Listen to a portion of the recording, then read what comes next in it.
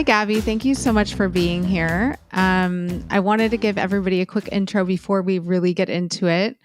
Gabrielle Pelicci, PhD. Dr. Gabby is the head of provider relations at Third Wave, a trusted research-based psychedelic education community platform. We love Third Wave. Dr. Gabby completed her doctoral work and transformational studies at the California Institute of Integral Studies with a dissertation on healers, and studied plant medicine with indigenous healers in New Mexico and Guatemala. She has been a university professor of integrative and holistic medicine since 2007. Her first book, which I'm so excited to receive, I just ordered it, All This Healing is Killing Me, is now available on Amazon. Congratulations. So just thank you so much for spending your time with me and offering what you do to the world. I can't wait to dig in.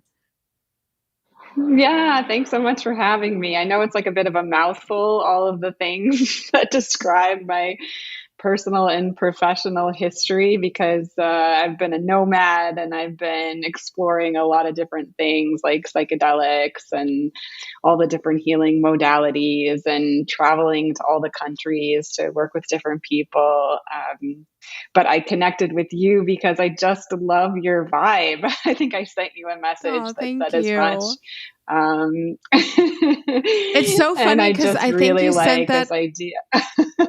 I think you sent that on LinkedIn, and I was just like, but I love who you are and your vibe. And I've been watching your work from afar because my friend Julie from Psychedelic Women has told me about you. And I was like, it resonates. Thank you so much.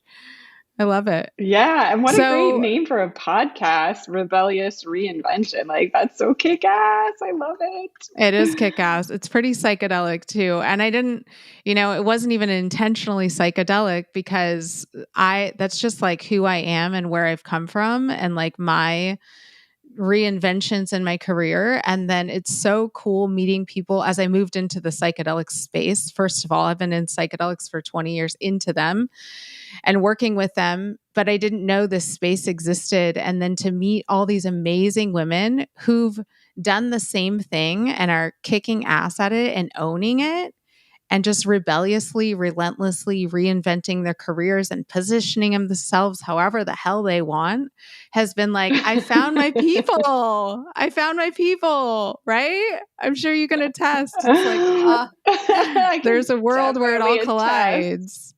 Yeah, like we're these like transformational butterflies, right? That keep like coming up with new, bigger, better versions of our own wings. It's not this just like one-time process, but this ongoing process that's like a really beautiful unfolding. It's such an evolution. It's such an unfolding. So thank you again. And I just can't wait to dig in because you seem so rad. How did you get here? What is happening in your world? You just released this book. How does that feel? First of all, you've released your first book and it's a memoir. I mean, don't we all want to write a memoir? And you're so young and you did it. It's an emotional roller coaster. I'm not going to lie. Like it's been a really long journey of writing. I wrote the first draft in 2007. I wrote the second draft in 2013. I wrote the third draft during the pandemic and then did an edit last year. So it's been like a 15-year process of like capturing the stories, editing the stories, finding the themes, putting something out in the world that like I could be really proud of. So it's been a really long journey. And like, of course, like the day that I put it out, like family and friends are like texting and DMing and I'm like trying to do my normal life. I'm like in Whole Foods shopping, but I'm like crying in Whole Foods because I'm like, I'm getting all these like these messages. I'm so proud of you. Like, so, and then, there's just the like, anticipation of like how people are going to respond to it. There's a lot of stuff in there that people who've known me for my whole life don't know these stories. And I was secretly worried that people would like me less after they read the book, which is just like, just like a mindset thing. But like, obviously the opposite is true. And so, there's that process of just overcoming all your limiting beliefs about your work and who you are, and, will people still love me when they read my story? So it's been a very emotional journey. I mean, vulnerability is the key to connection, but it's also one of the most terrifying things to actually do, is to be that vulnerable and that honest. So I can imagine. And just even for me, I create short form content for social media. And by the time it goes up and people are texting you that it's impactful and it's proud, like you said, you're just like going about your life, and like you may be having an existential crisis in Whole Foods. Like about, I don't know, whatever is happening in your world. And then everyone's like, I'm proud of you. You're touching my soul and my heart. And thank you for saying it. And it comes in at all angles. So I completely understand that roller coaster that you're on. Trust me. And it's not even like with a memoir, just with short form content on social media or a podcast, right? So how did you, I want to get into some of your backstory and how you arrived in this world of psychedelics and into this space of writing a memoir and working with these indigenous healers from all over the world. You were a model at age 20 and you were living in New York City and you're from Scranton, PA. How did this all unfold? What was that healing journey like? Well, I wrote a book about it. So the book is called Tell us about the book. Well, the book is called All This Healing Is Killing Me. And it's like tongue in cheek, right? It's like all this healing is killing me because the whole journey has been about healing, and healing is really hard. And I think there's this misconception that like healing is, easy and fluffy, and it's going to a spa day, and it's like, self-care, and like that's like some of it, but like healing is actually really arduous warrior work at the core. Like if you're really excavating, all the things that are holding you back, and generational trauma, and all the experiences, right? It's really warrior work. And my warrior work started like as soon as I came into the world. My parents both had addictions and mental illness. There was domestic violence in my home. My mom died when I was 21. And so I say in the book, like I was burning when I came out of the womb. Like I was already doing that work. And initially, like as a teen, I gravitated towards fashion and modeling because I just wanted to escape. I just wanted to be pretty and popular and travel the world and not deal with life. But life just kept coming at me and kept pursuing me. And I needed to dig in and figure out how to not only survive, but thrive with all of that. And so started engaging in a lot of therapeutic work. And I studied psychology in my undergrad, and I was doing different trainings in yoga and meditation, and started working in wellness. And ultimately, in my 30s, wrote a dissertation about women healers. And I looked at women that were practicing medicine all over the world in different cultures, in Africa and Asia and South America. And that was like the first time my world really opened up to all the indigenous medicines in all of the different cultures. But I didn't touch psychedelics. Psychedelics to me was too close to drugs, was too close to addiction, was too close to mental illness in my family system. And I thought, like, if I did a psychedelic drug, I would become, crazy and addicted. I just stayed really far away from that.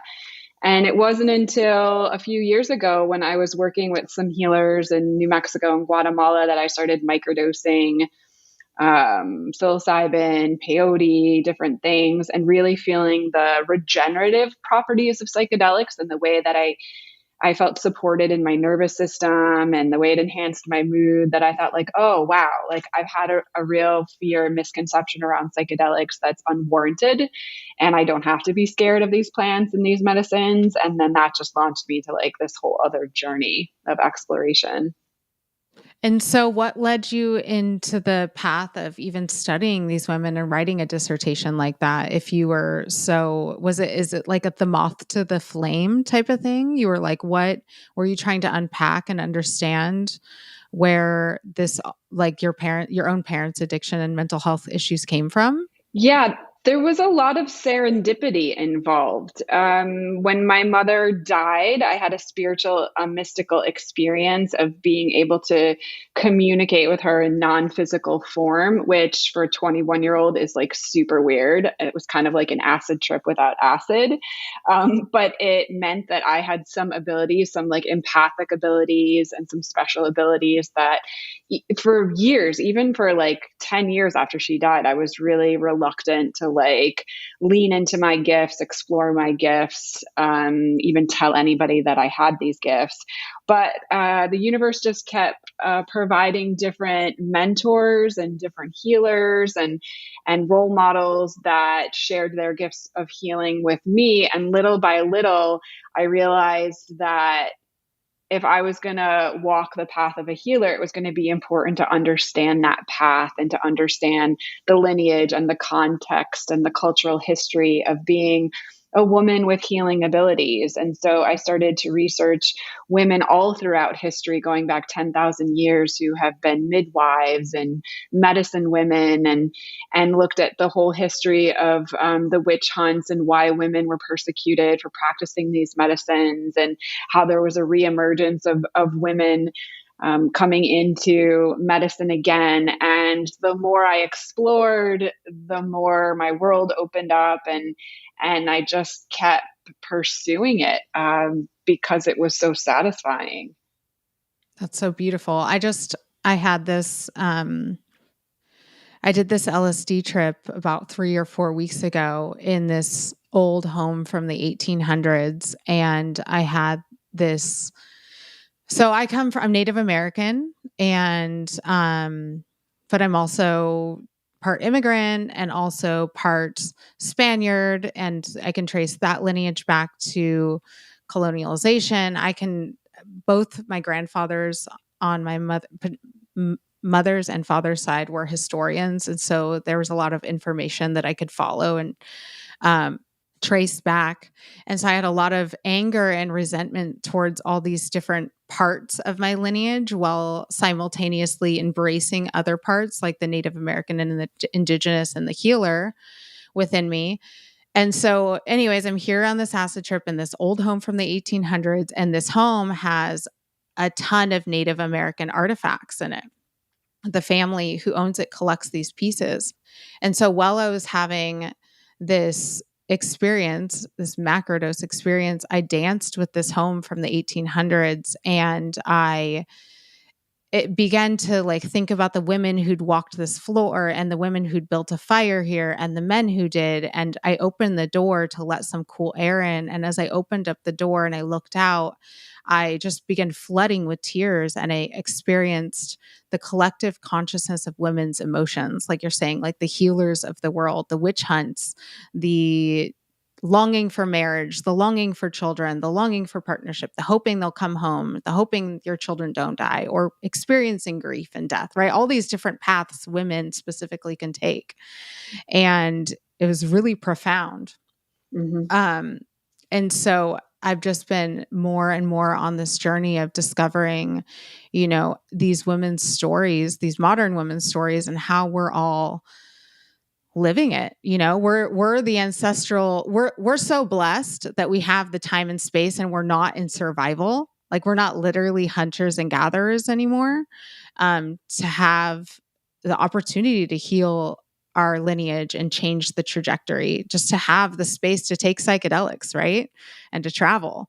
Such a luxury where we're at in this Such a time and place. privilege. Such a privilege. Such a privilege. Yeah, an incredible privilege. And we are standing on the shoulders of giants. And I had a similar kind of experience with Aya. The second time I did Aya, I just kept asking her, like, why am I so emotional? Because I've had more emotion than I can hold in my body for my whole life. And it was like, why? Why all the feelings? Why so many feelings? And Aya said to me, you're feeling all the feelings that the women who came before you couldn't feel. Mm. And I was like, oh God. Exactly. Exactly. Yeah. Which is why my book is called All This Healing Is Killing Me. It's like, come on. I It's like, know. we have such privilege and such responsibility. We're honoring so many that came before us. And it's a lot of work. What you're doing, what I'm doing, it's a lot of work, as well, to do that integration. So I hear you. I feel you. Yeah. And so tell me about what led you? I'm just so curious for myself. What led you to end up working with the women or the healers in New Mexico and Guatemala? And what did you learn with that perspective, working so closely with them? What did that look like? It was magic. It started, the pandemic started with me just being like mad at the world and why is all this happening and we're destroying the planet and blah, blah, blah. And so I spent the first couple months, as I mentioned, like finishing the book. And then I was like, okay, what do I do now? And I had a friend that was going to Puerto Rico to build an earth ship. And I was like, I'm coming with you. And she's like, you're coming with me? And I'm like, yeah, I'm coming with you to Puerto Rico. So I went to Puerto Rico and I built an earth ship, which is a sustainable home built out of tires and trash. And it's completely off grid. And we build them in disaster communities, areas affected by hurricanes and other things like that. And I did this program for a few weeks, and then I continued on to New Mexico to do their academy to like learn more about not only the earth ships, but about permaculture and about, the planet in general. And that just became the catalyst for this like 2-year journey of living on farms all over the world, studying, doing a permaculture certification, doing an herbalism certification, just following my intuition and just kind of following wherever the path was leading to kind of learn about all these practices and all of these tools, which I'm actually writing a book about that now. So I'm I sort was of going to say that's in a the whole process other of, field of yeah. study that needs to be Yeah. unearthed. Yeah. So I'm writing that now. So hopefully I'll be sending that to you next year. But Can't wait. yeah, one of the places that I serendipitously landed was a very small farm outside of Taos, New Mexico, in Arroyo Seco. And there was this woman, and for 50 years, she's been doing healing work, combining Ayurveda and Vedic and Chinese and Native American and all these different modalities together. She specializes in cancer and different kinds of terminal illness. And we were working with peyote, and I had never seen peyote. I had never taken peyote. I Isn't didn't it so barely even know.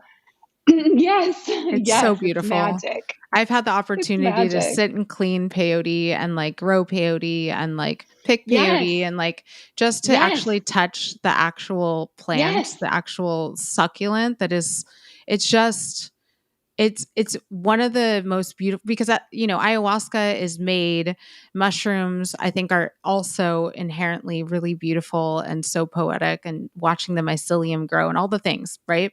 But peyote to Yes. me is just divine. Like it's a perfect Yes. whole thing that naturally grows in this environment.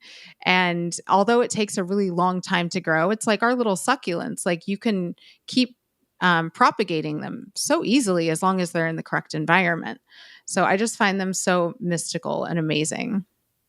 I totally agree. It sounds like we had a very similar experience because I was just like taking off the little pieces of bark and cleaning them in the water, and we were dehydrating them, and they just had like such a friendly energy. They And do. my medicine woman would be like, rub her on your body. And I would just like caress myself with the little succulent. And she'd be They're like, so isn't that sensual. fun? Isn't it great? Mm-hmm. And then we would take small pieces and we would suck on them while we were working, which is something the natives have done for Mm-hmm. generations, which I guess you would technically call it like microdosing peyote, although that's not the kind of language that they use. Mm-mm. And again, there was just this feeling of lightness and happiness, And so that was like my first experience with anything. And that And was the whole really a bridge thing, for me. even the cleaning of the peyote is a ceremony in itself, and it's a prayer in itself. And I think that's like, I mean, so is ayahuasca when they're creating the brew, but I just appreciated so much about like the whole experience of picking it and cleaning it and praying over it and taking a little bit of it, and you're like vibrating the whole time, like because you're touching it and you're taking a little bit of it, right? So good. Yes. Yes. So yeah, so that was the beginning. And then it was just off to the races from there, sort of. I was doing my training in herbalism in Guatemala. I was at Lake Atitlan, which is this like volcanic lake. And it's like a very powerful place where like a lot of people come to learn about, you know, permaculture and earthworks and medicines and things like that. And so we were learning about all the plant medicines, like not just psychedelic plant medicines. Like we were learning about all the flowers and tobacco and plants and mushrooms and really the whole kind of spectrum of all of the different kinds of plant medicine. And then as part of that training, we had the opportunity to do some microdosing with mushrooms, which I felt ready because of the experience that I had had with peyote. And so I started microdosing, and I microdosed consistently for about 18 months, just to see what it was like. Because as in my, like when I was younger, when I was in my 20s and I was really struggling with my mental health journey, I tried like all the meds. I tried Prozac and Klonopin and Paxil, and I tried all the meds. And I know what that feels like in my body. Like I know that synthetic feeling, and I know that like dependency feeling of having that stuff in my body. And when I was microdosing consistently, I was doing like one day on, one day off. I felt personally the benefits of an antidepressant, anti-anxiety effect without the feeling that I had of being on meds when I was younger. Mm-hmm. And I felt like it was regenerating my nervous system, like over a period of time, granted, like in a kind of slow, more organic way. But I definitely feel like it was a very transformative process to like work with that medicine for a long time. And the other caveat is like, I've never done any of these medicines recreationally. So I've never gone to a festival and taken LSD or something. Like I've just always had like such a reverence for all of these things. And so I think I bring that intentionality to whatever medicine I'm working with, because to me, like there is a lot of power, and I'm not using it in like I'm not using it in a way of just, recreation, but really wanting to heal and wanting to transform with them. So, well, and I can understand, especially coming from where you come from with your background, you know, mm-hmm. I think that, you know, recreation can be recreation. And I think there's a time and place for it, but I really honor the sacredness that you bring to it. And I think that, you know, there's a place for all of it. But I think that from your perspective, it sounds like you were like, I do not want to use this as an escapism. Like you wanted to be present and in your body and intentional about it. So it's really, really beautiful. So what was it like for me? Microdosing brings, like you're saying, like it not only reduces your depression and anxiety, but it builds for me resilience. Like over an 18-month period, I can imagine the type of resilience that you got, because there's things that come and happen along the way that can cause anxiety and can cause bouts of depression. But for me, it's like I've never sunk as low as I ever sunk before when those things come, right? Hallelujah. Like that's the difference. Yeah, I agree with you that this resilience was building. And I think it was a confluence of factors that led to this really strong resilience and this inability to dip as low or to even get as kind of, you know, distracted or disassociated as I would normally get, right? There was this different kind of stability and this groundedness that started to permeate me. And I think it was the factors of the working with the psilocybin, of working with the farming, of reconciling my relationship with the planet, which, led to these 2 ayahuasca ceremonies and really purging things that were, causing some of those high highs and low lows. And I do feel a completely different stability and groundedness now, having been on this journey for a couple of years, than I did before, like in my body, like aware of my surroundings, connected to the lunar cycles in a much stronger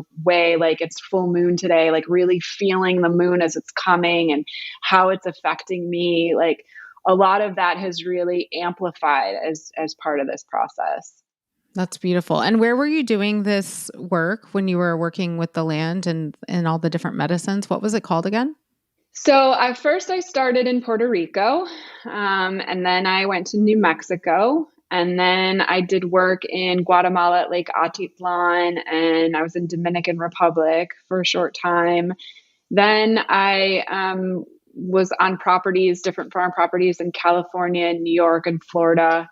I was at the Chosen Retreat Center for a few months up in Sebastian, Florida.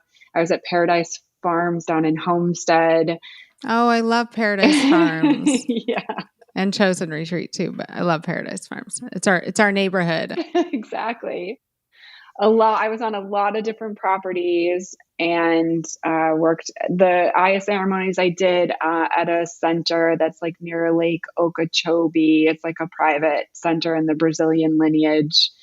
So a lot of different places, like wherever I felt called to go or was invited to go. That's so beautiful. How have you managed to move in so many different spaces with your career? Like what's driven that and what's given you permission to do so? Because I think for so many listeners, like a lot of my audience is, I come from the coaching space for the last 6 years, and a lot of the people and the women I work with, they can visualize what they want, but they have a lot of stuckness in the ability to move the needle or to do it, to reinvent themselves or to take a leap. And so what has given you this sense of permission and rebelliousness to choose yourself and to choose this curiosity? Where does that drive come from? It's such a good question. And it's one that I think about a lot because I don't want to give like a trite response. There's like a cultural messaging, like just do it, like live your dream, and it's really challenging. It's a really challenging choice. It's a confrontational choice. It's a disruptive choice. It's a choice that's going to make some people around you very uncomfortable and other people very, inspired. So I don't take it lightly. The first time I really had to make the decision, I write about this in my book, All This Healing's Killing Me. The first time I had to make this choice was I had a college boyfriend that I was in love with, and went to college in Pennsylvania. He wanted to just like get married and settle down and like do Pennsylvania life. And I got accepted into a graduate program in New York at Columbia. And I wanted to do the graduate program. I wanted to do a PhD and I wanted to see the world. And it felt like I literally had 2 different lives in my hands. And it was like really clear what the unfolding of those different lives was going to look like. What wasn't clear was that if I chose myself, like, would I find love again? Would I have love in my life? Or would it just be a life of, wanderlust and adventure versus if I chose my partner, would I ever go anywhere? Would I ever get a PhD? And it was not an easy decision to make, but I couldn't not choose myself. I just had to.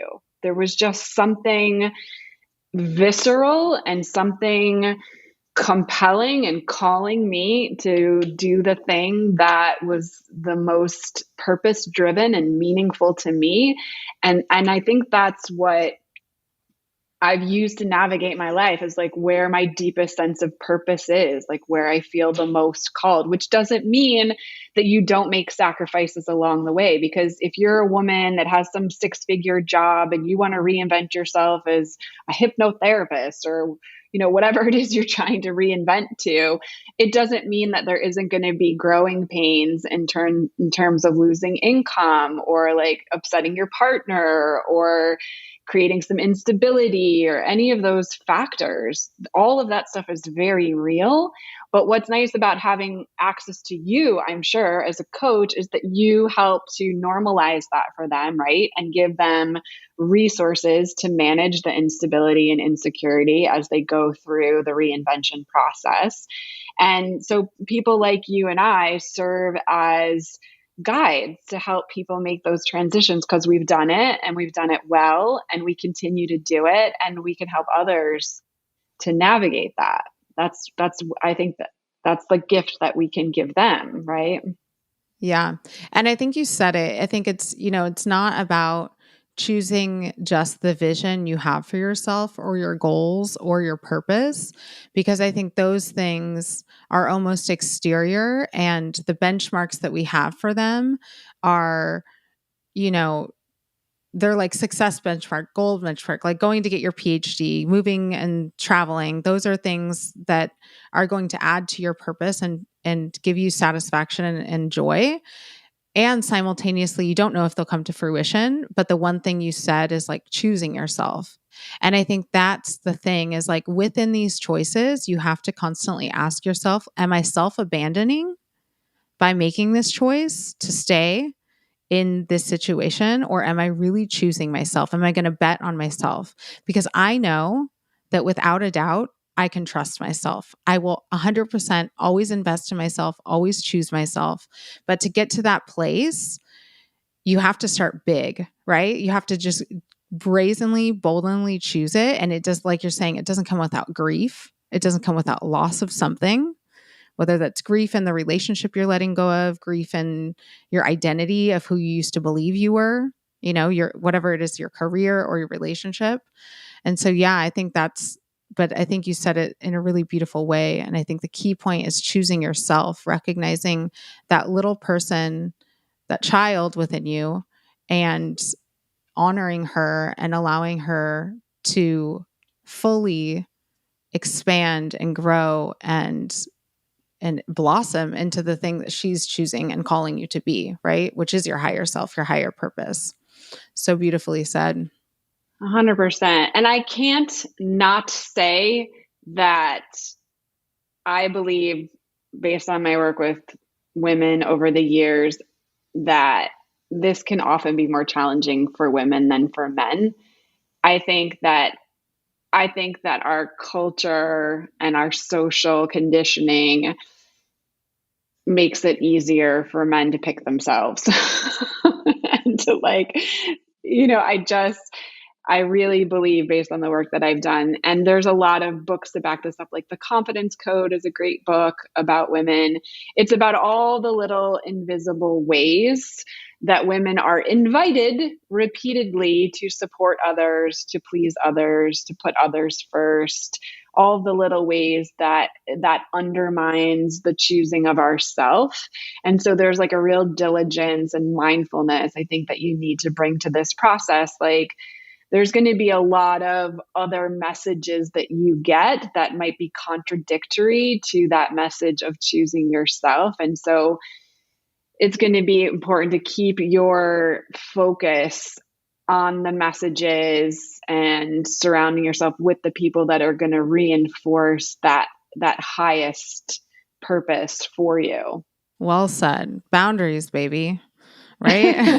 Boundaries. It's one of the first things I do with my clients is say, like, let's define your edges. Let's define yourself. Like, where do you end and someone else begins? And really inventorying the people and the influences in your life, what you're consuming, who you're spending time with, your relationships, and unlocking because that's what unlocks the door to your yes and your no and your inner voice, right?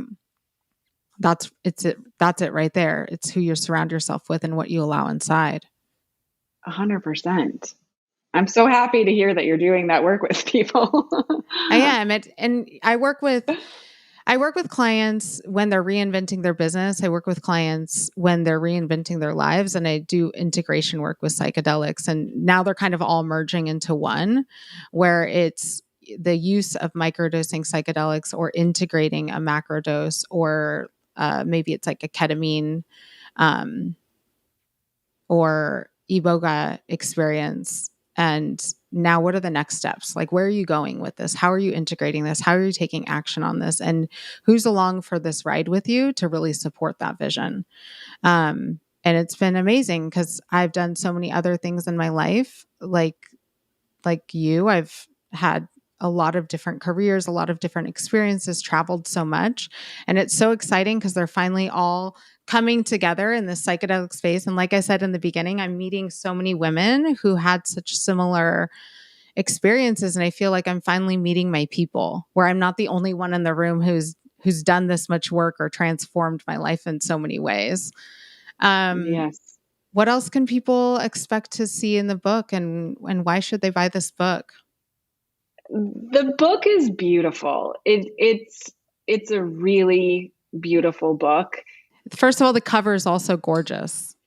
It's covered in flowers. Yeah, it's a book that wanted to be in the world because as much as I resisted and distracted myself, it just kept pursuing me. And so I think that that is meaningful, and I think that the reader will find herself in the book in some part of it, because I keep having women coming up to me saying like, oh, my relationship with my mother was similar to yours, or my relationship with my father was similar to yours, or like, oh, I faced that same dilemma of choosing myself or choosing my partner. So I think there's a lot of touch points in the book that will resonate and will give you clarity about your own journey and your own experience. I also hope that the book is a catalyst for you to explore more of your own story, because I think there's an incredible medicine in writing, and I invite all women to write their own story,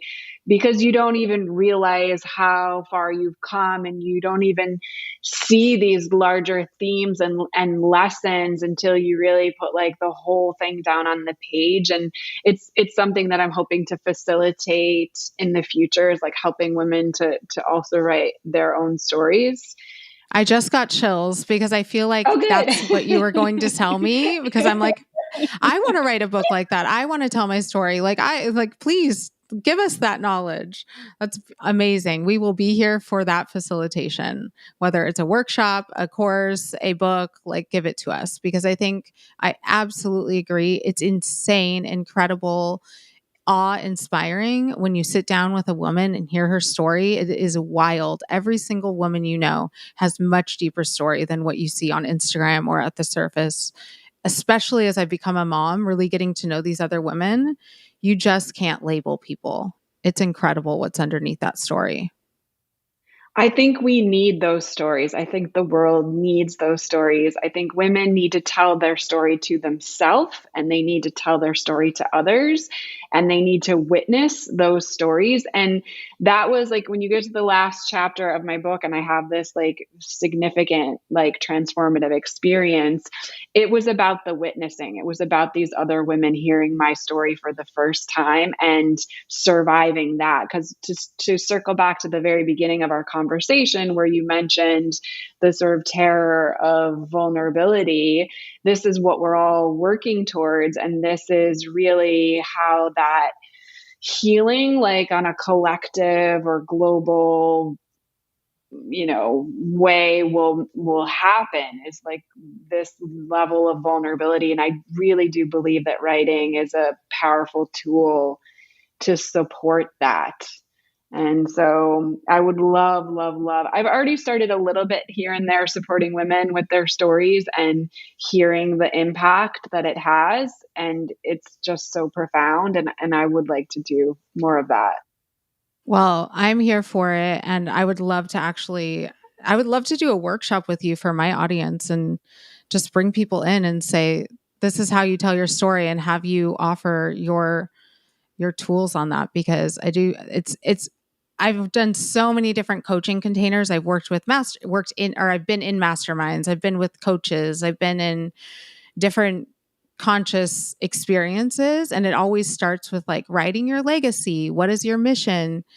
And I think the part that's missed is often, what is your story and where do you come from? Because like you're saying, it's not only just impactful for you to witness, like, holy shit, like I've overcome so much. I'm resilient, and it brings a lot of confidence, right? But it's also then how you connect to other people to be able to share that story vulnerably. And I think that every time I personally been asked to sit down and write my story, it's so overwhelming. I often don't know where to start. And so I have these one or two elevator pitch stories, but I think that it sounds like you would be really good at facilitating a very healing process, not just this is my brand story, right? Oh yeah. And it's, I mean, there's so much I can say about it. I have been through the whole thing, and I have all the tools, and different tools work with different people, and the process itself will be transformative and sometimes not so fun. There were things that I wrote about that I really had to implement a practice of self-forgiveness after writing about, because like I did some really dumb shit. Like I did some stuff that hurt myself, that hurt other people. And so there's a lot of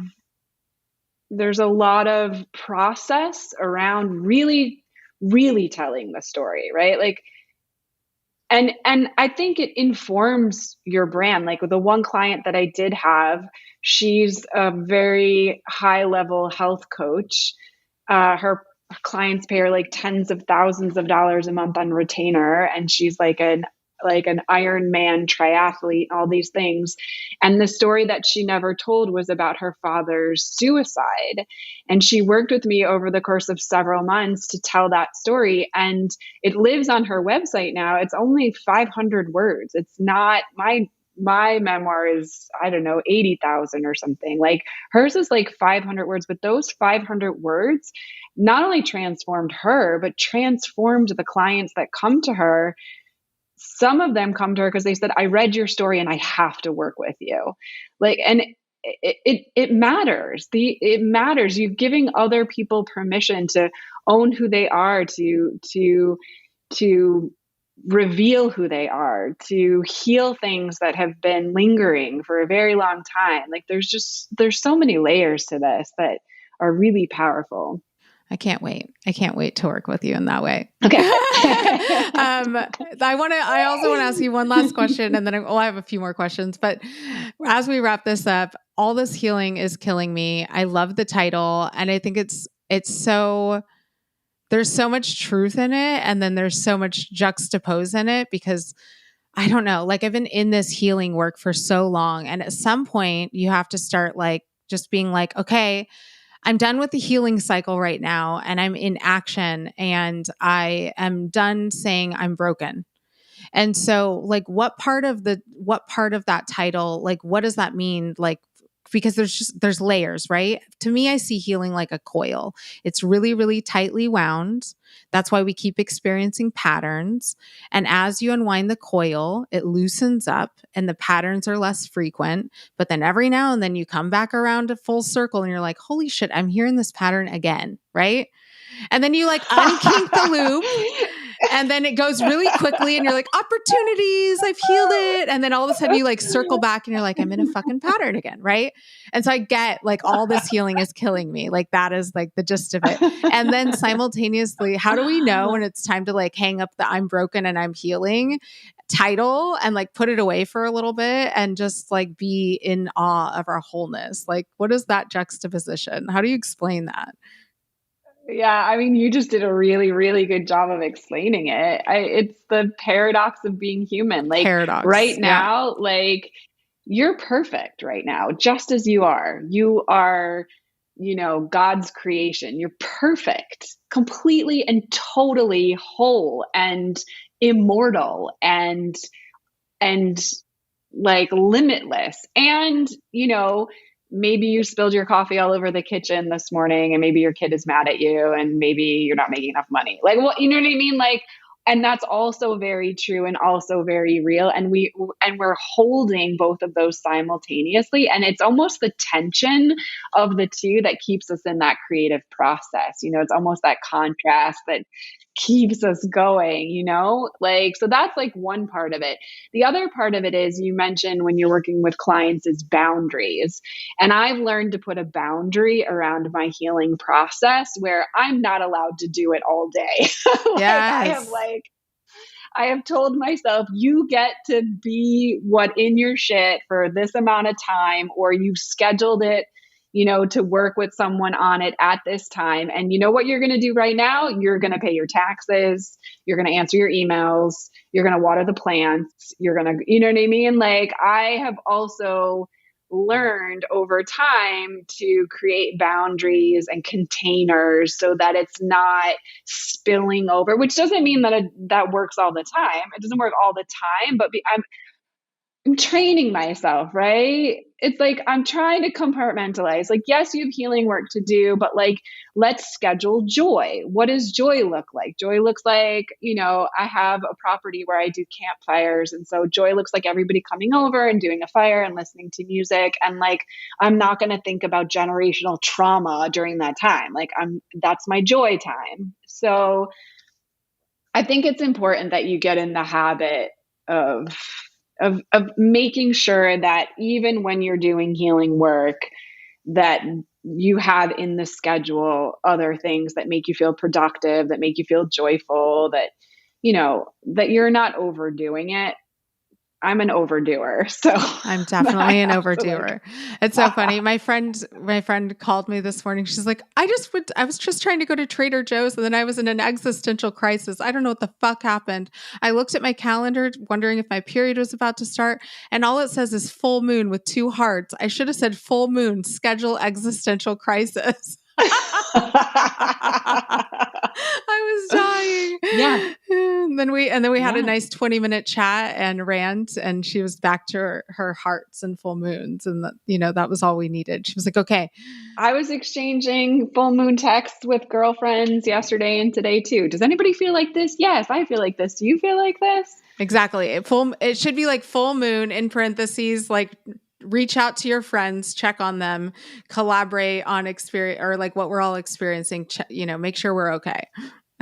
That's what full moon should say in our calendars. Yeah, perfect. And it's perfect. And I think that we had rituals around these like celestial movements and stuff like that for this reason, because like there's a natural, just like your menstrual cycle has this like natural purification process for the body. Like the reason our menstrual cycles are the same as the lunar cycles is because women have these natural rhythms, and these rhythms have peaks in creativity and peaks in purging and peaks in emotion and peaks in productivity. Like all of that is just, it's very biological and it's very rhythmic. And so, that was one of the things, like getting back to the earth and the psychedelics and the plants and all the things that helped me to be aware that like, we can't always just arbitrarily impose this like human schedule on everything that we're doing. Like we have to honor that, the day of the full moon might not be the best day to have a lot of administrative work on the calendar. That might not be a good idea, and that's okay, because that's like honoring what we actually are, which is like human beings, in this cosmic, ecological environment. And I think it's beautiful, and I think it's purposeful and important that we acknowledge that. Same. I'm trying to get into really honoring my cycle. It's been a little off the last few months just due to some stressors. So, I mean, it was the holidays, I think, that screwed it up. And then it just kind of went from there. So I'm like trying to learn, and I'm trying to get into that flow of really honoring where I'm at in my luteal cycle, or in my phases. And it's hard to it's not, let's just say it's not hard. It's challenging to unlearn that, because we've been learning in a very patriarchal, linear, go, go, go world. And so I'm trying to schedule that in more and really honor those boundaries and that flow. And it's not the easiest one, that's for sure. But I do find that it makes so much more sense when I am, because I have an app for it. So now I can check. I'm like, okay, these are the symptoms that are coming up in my life. What is happening in my cycle? And then I can really honor it and not beat myself up so much about it. And I think that's a powerful tool too, even if you can't schedule and arrange everything, to really just be a witness to what's happening within you biologically can help make more sense for yourself. Amen. Amen. Amen. Amen. Yes. So my last question before we wrap it up, what does rebellious reinvention mean to you? Well, it means you, and it means me, and it means, yeah,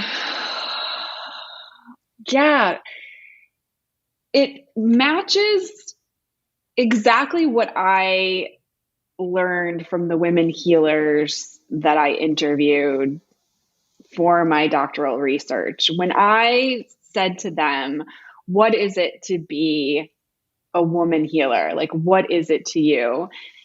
They told me a lot of stories. They told me stories of, like what we're saying, getting in touch with biological rhythms, of listening to nature, of overcoming health challenges, of beating breast cancer, of like, they told me all the stories about all the things.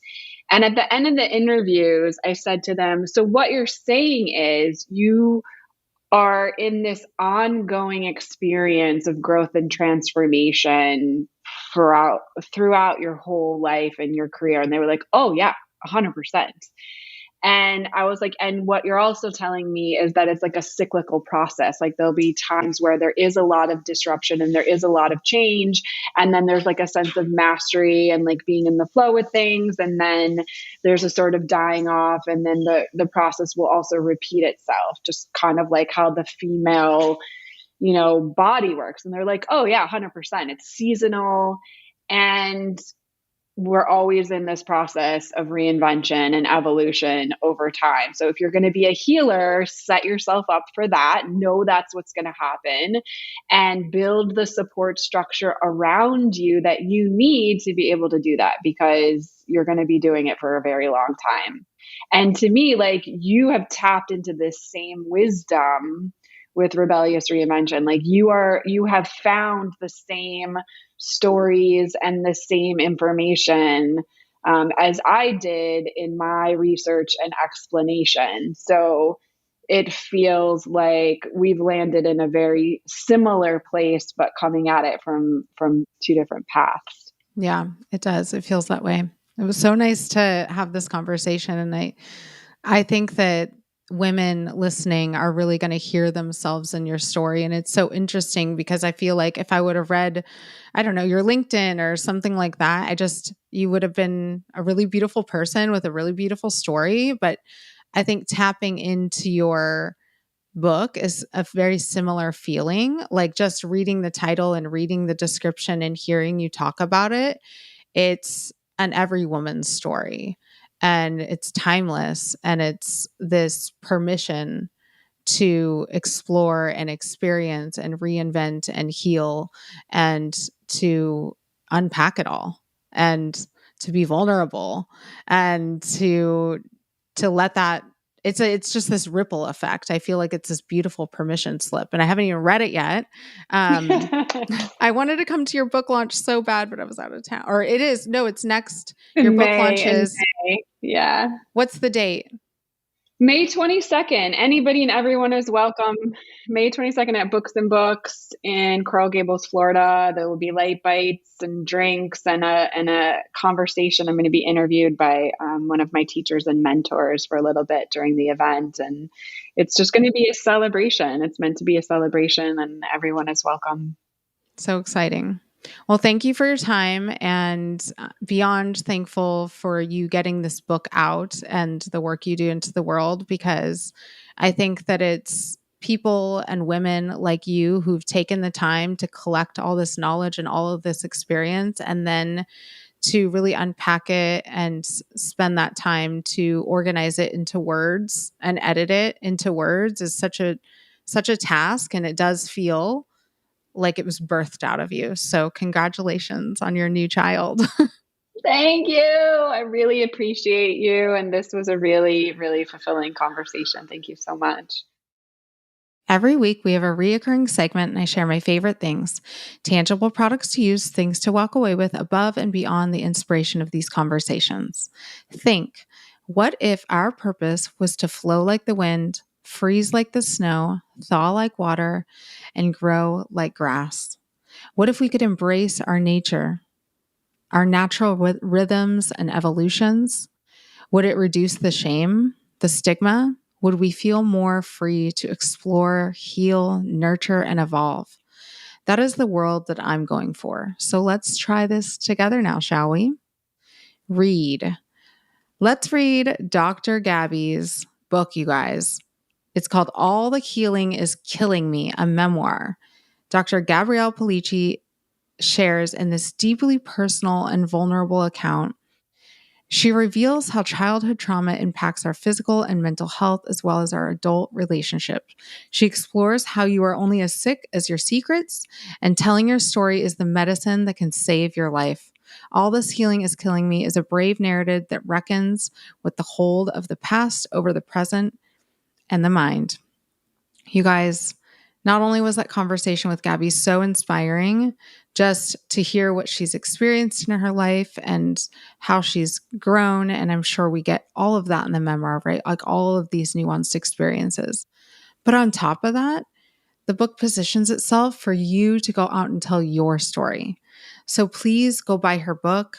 We need more women, more voices being shared, more women in leadership. You will love the book if it feels like Gabby. Trust me. Thank you guys for listening. Please subscribe and share. And if you're feeling extra generous, write a review. I read every one of my reviews, and I'm thinking about adding a little moment to the beginning, or not the beginning, but to this podcast, and where I would read your review. So if you would like your words shared with the world, drop a review. Signing off, rebelliously and relentlessly. Don't forget, question everything, baby.